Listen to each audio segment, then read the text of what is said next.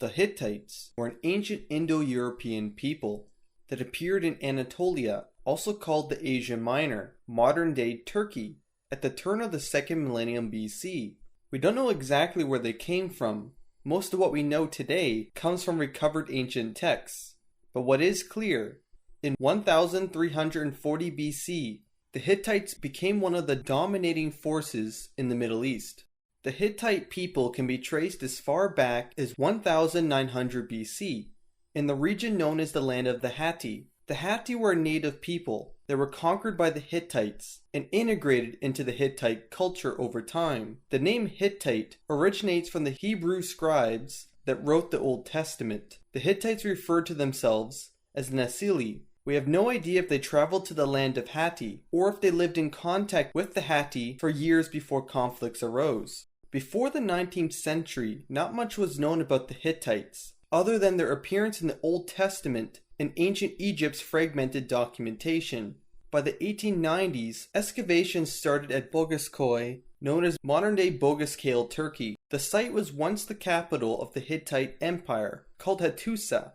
The ancient capital was discovered in 1834 by the French architect Charles Texier, but its significance was only recognized 60 years later. The capital of Hattusa could be described as a massive fortress city spread across the rocky terrain. The city contained ornate temples and became the heart of the Hittite Empire that would eventually control most of Anatolia and from time to time reach into Syria and the Levant. The site of Hattusa was originally built by the native Hatti in 2500 BC. The first Hittite ancient texts were discovered first by the ancient missionary William Wright in 1884, and then by the German archaeologist Hugo Winkler in 1906. In 1912, Winkler rediscovered 10,000 clay tablets from an ancient Hittite royal archive. The tablets contain transactions and their culture's history.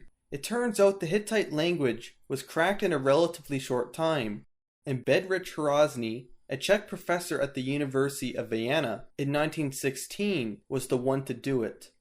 Hrozný noticed there were Babylonian words used in the Hittite texts. He also noticed that the Hittite language had a very similar vocabulary and grammar to that of Indo-European languages. It is then the whole Hittite language fell into place. It turns out the Hittite language was of Indo-European origin.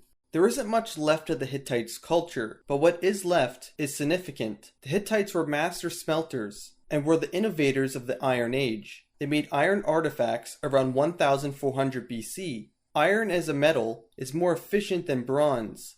The fact the Hittites can make iron weapons gave them a huge advantage.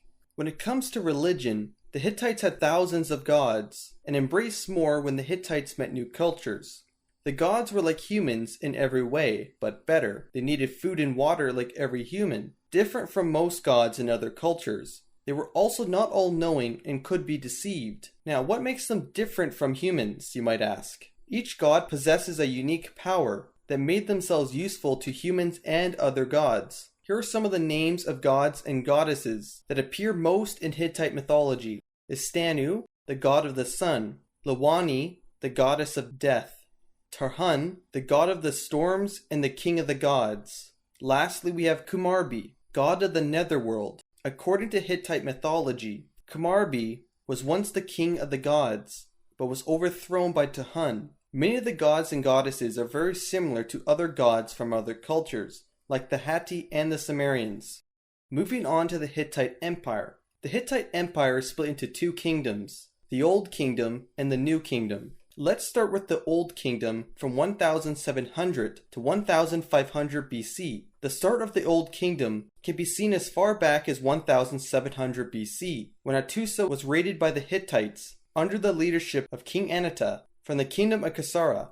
Up until this point, Hattusa had been a significant city for the Hatti since 2500 BC. The city was even able to repel the great Akkadian leaders such as Sargon the Great and Naram Sin. Even after it was conquered by the Hittites, it was still called the land of the Hatti. Interesting enough, after King Anata conquered the great city of Hattusa, he decided to burn it to the ground, cursing the city and anyone who would attempt to rebuild it. It seems the curse wasn't very effective, as the city was rebuilt not long after, by another king from Kasara. His name was Hattusili I. which means one from Hattusa, but ancient texts show he was formerly called Man from Kasara. It is possible that he changed his name to show the importance of Hattusa over Kasara, but there just isn't enough evidence to prove that. Hattusili I is known as the founder of the Hittites, that is clear. Going from the Edict of Telepainu, a 16th century BC document, it describes Hattusili the great warrior king. Here is a part of the text. Afterwards, Hattusili the king and his sons, brothers, in-laws, family members were all united. Whenever he went on campaign, he controlled the enemy land with force. He destroyed the lands one after the other, took away their power, and made them the borders of the sea. When he came back from campaign, however, each of his sons went somewhere to a country, and in his land the great cities prospered. But when the later prince's servants became corrupt, they began to devour the properties, conspired constantly against their masters, and began to shed their blood. This part of the text can be interpreted that Hattusili created a unified kingdom with his family's support. But once he accomplished this, either his own sons or the ministers and advisors rebelled against his rule. Either way, the sons were not mentioned again, and on Hattusili's final days, he passed his rule onto his grandson Mursili. The Edict of Telepainu also records his rule, where Mursili was king in Hattusa. His sons, brothers, in-laws, family members, and troops were all united. He controlled the land with force, took away their power, and made them the borders of the sea. He went to the city of Aleppo, destroyed Aleppo, and took the deportees from Aleppo and its goods to Hattusa. Afterwards, he went to Babylon and destroyed Babylon. He took the deportees from Babylon and its goods to Hattusa. Hantili was cupbearer, and he had Harapashili, Mursili's sister, as wife. Seanta stole up to Hantili, and they committed an evil deed. They killed Mursili and shed his blood. This text could be interpreted as both the cupbearer, Hantili, and Seanta, his son-in-law, succeeded in assassinating Mursili in order to take power. Hantili would then reign as king for around 30 years, from around 1526 to 1496 BC.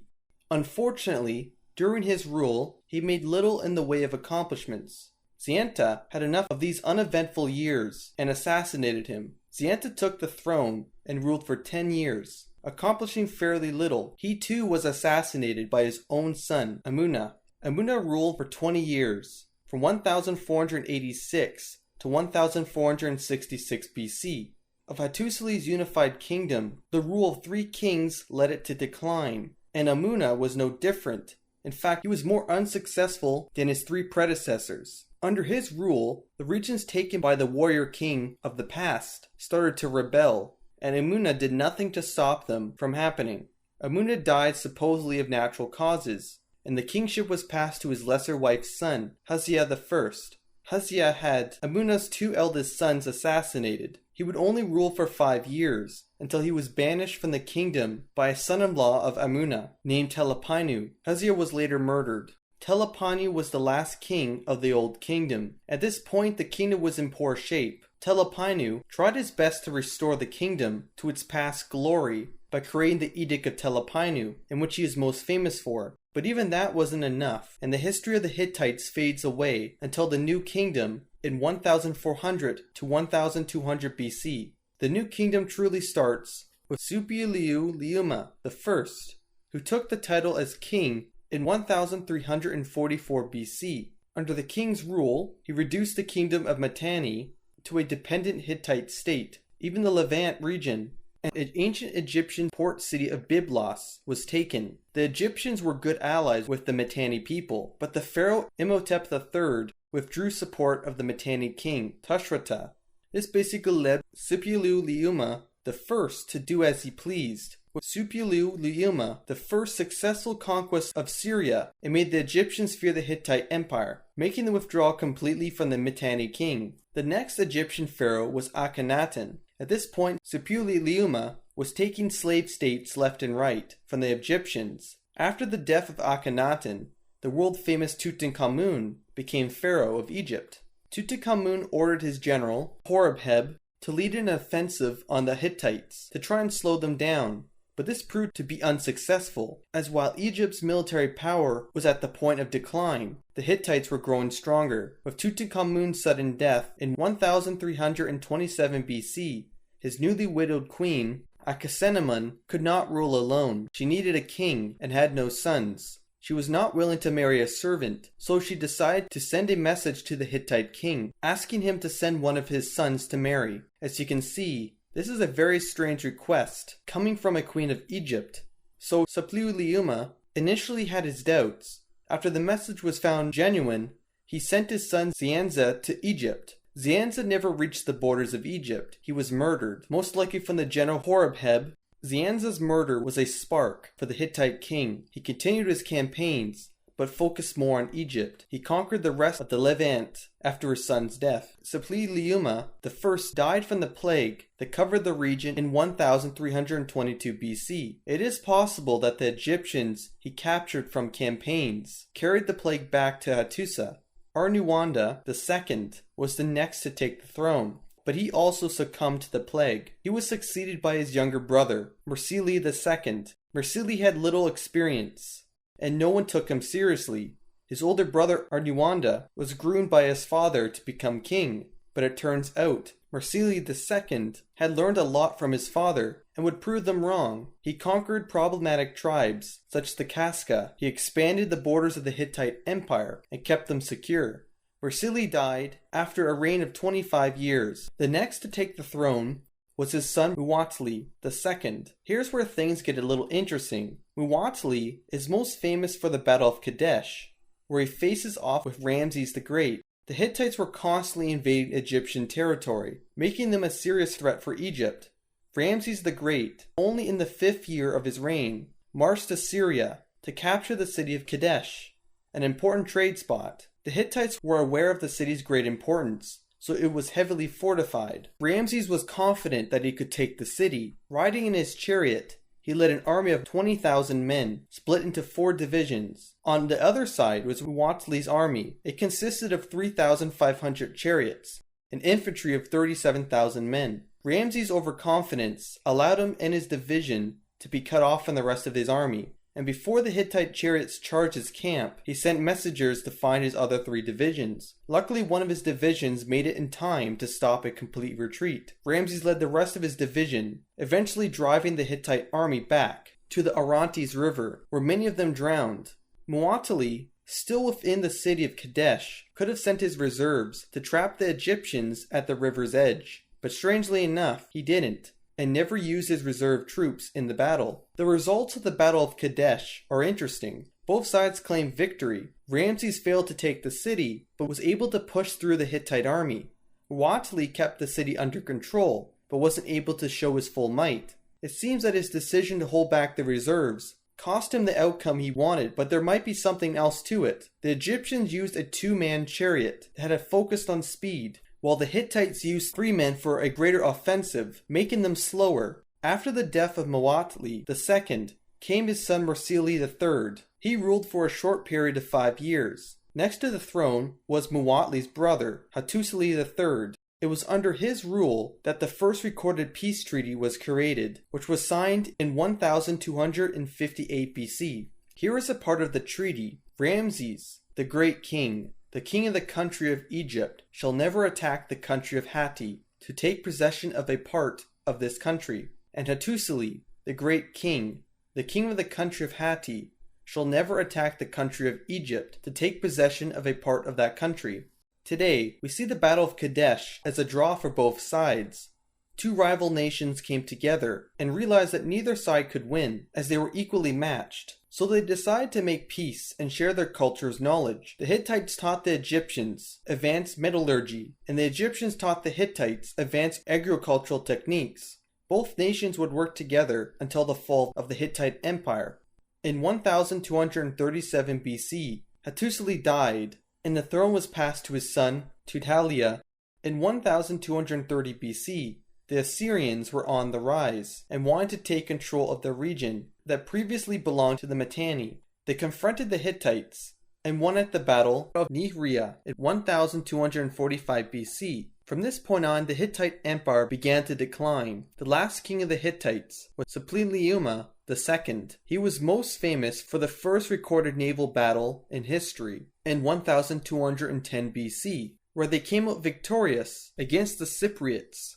But the Hittites won the battle, not the war. With the combined effort of the Assyrians, the Casca tribe, and the unknown sea peoples, they split the empire into several Neo-Hittite city-states. The Assyrians destroyed Hittite objects they had no use for, and the Hittites assimilated into the Assyrian culture. The region was still known as the land of the Hatti up until around 630 BC, but by that point, both the Hatti and the Hittites were forgotten, their accomplishments and all. Although we have lost much of the Hittites' history, they certainly left their mark, with an empire to rival the mighty Egyptians. Thanks for watching. What do you think about the Hittites? Let me know in the comment section below. If you liked the video, leave a like. It really helps me out. If you haven't already, subscribe for more history content, and I'll see you guys in the next video.